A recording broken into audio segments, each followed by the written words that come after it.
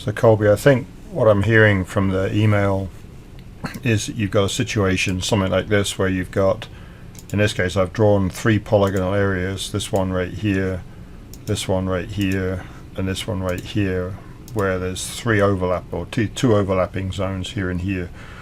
Well, TBC, when it computes volume, if you assign a site improvement here, it will fill in this area around here and not give you anything in this area. If you do the same thing with one here, it will fill this area in and not this area. And if you do this one over here and put it here, it will do this area but not this area. These 2 areas would then be left blank.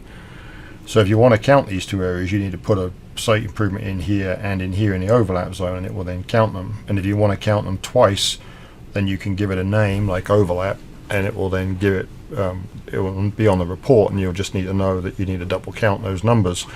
So the way I would do it here is I would go into the MSI manager here, and you can go into like the site improvements here, and I've created like the parking areas, and I've said it's got 4-inch asphalt and 6 inches of aggregate underneath it for the parking area, and I've defined those materials up here in the materials manager, which you can't see right now, of course. So the materials manager has the earth and select materials, it has aggregate, asphalt, concrete, and then down here I've got the parking areas, and asphalt has these 2 materials, 4 inches and 6 inches thick. So when I go through this, if this was a 2D takeoff, I would just define these lines as having elevation like 100, and then each one would do the same. So when I build my surface model, it will be dead flat. But then I can go through here and say identify site regions, and I can say use my design, and you can see it's picked up these regions all as individual areas. So overlap areas are not excluded, they're just excluded from the main area.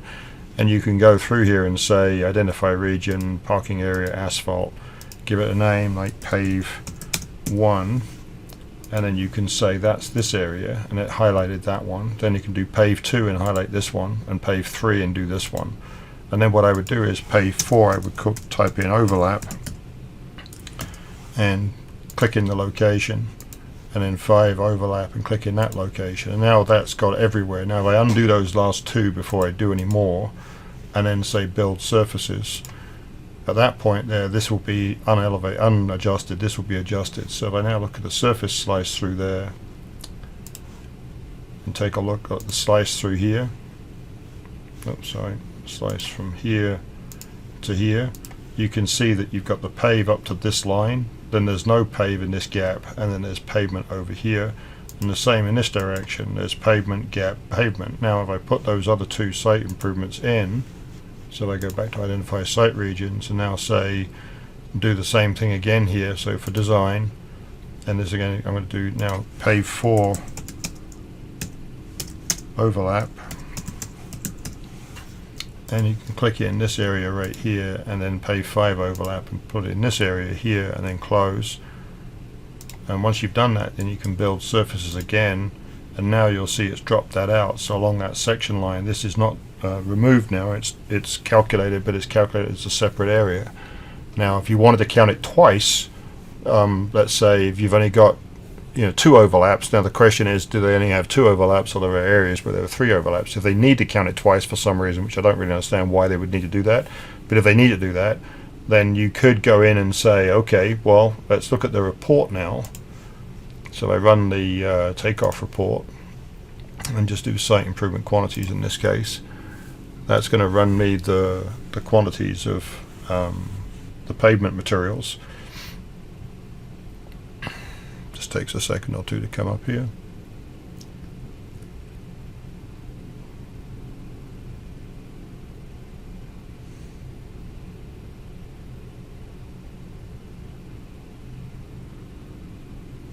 So in here now you can see that if I go to page 2, I've got my pave 1 area, and I've got my material quantities for my asphalt and aggregate, and my asphalt is converted into tons.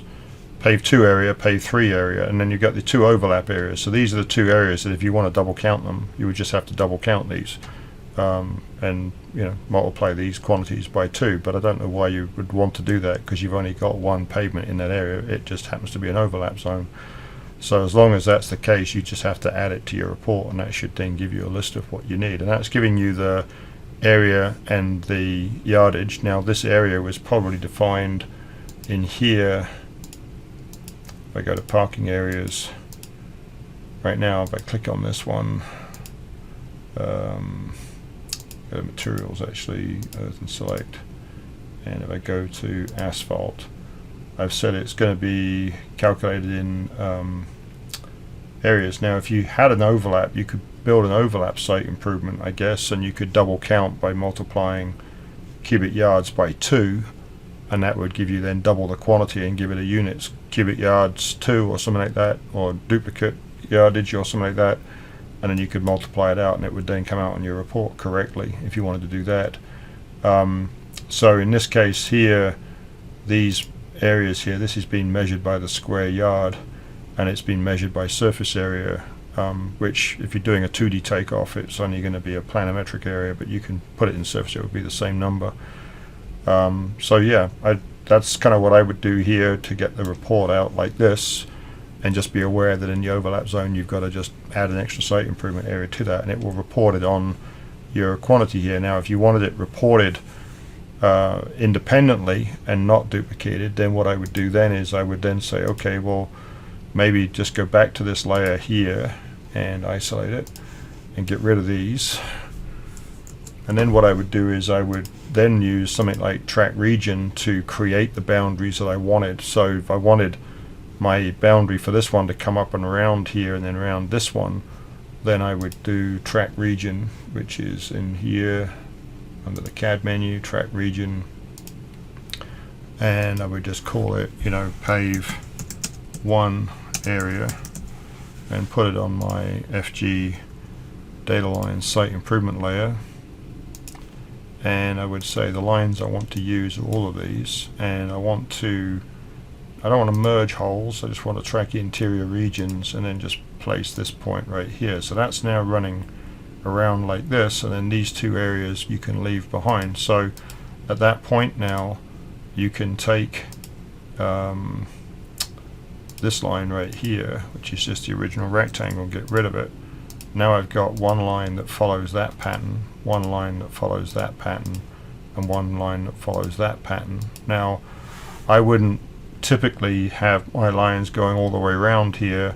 What I would normally do is I would take this line here and I would break it, and I would break it at that end point there and that end point, and I break it right there. I would do the same thing on this line, because I don't like having any duplicate lines along a common elevation line. So I would do this, I would get rid of that line right there, and I would get rid of this line, well, that one, this one, I'd get rid of that line right there. And so now I would then go through this probably and join, I would probably join this line to this one like this, and leave this area as part of this line out here, and I would then say join this line to this one. Right, just come on like that. And so now I've got my areas defined, but I've only got one line in any one location. Now when I go into Takeoff now, where's my Takeoff menu? Yeah. I would then go to identify site regions. Now, say my design layer, I've got all my boundary lines. Now I can say, okay, I've got my parking areas 4-inch asphalt, and I'm going to call it pave 1, and then say that's going to go right here, and then my pave 2 is going to be going here, and pave 3 is going to be going here. And now I would say close, and then build my surfaces.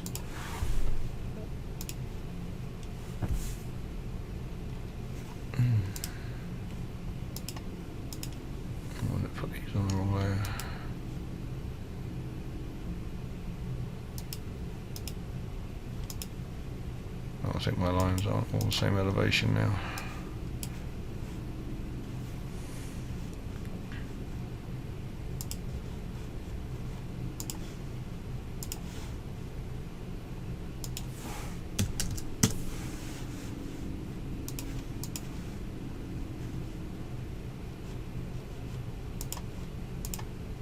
There we go. So now I've got my surfaces built there now. So now if I do a surface slash all this, I'm actually getting my my concrete or my pavement going all the way across between those, and doing the same thing all the way through here. But now when I run my report, I'm only going to get those 3 very specific areas on my drawing as part of my takeoff. So if I run takeoff report again now, site improvement quantities only, and say OK, that's now going to generate me the report for just those 3 areas. And that's kind of how I would go about it, I think. If you, as I say, if you need to duplicate areas duplicated in the report, then you have to take that into account as you go through that. But that's kind of how I would handle it anyway, I think. But if we need to have a conversation with the customer, let's do that, and then we can go again if we have to kind of come up with it. But now you see you've got your 3 pave areas with your material quantities by those areas. There's no duplication, and it's nice and clean at that point. So let me know what you need. Happy to kind of keep helping if necessary, but hopefully that helps a little bit. Thanks. Bye.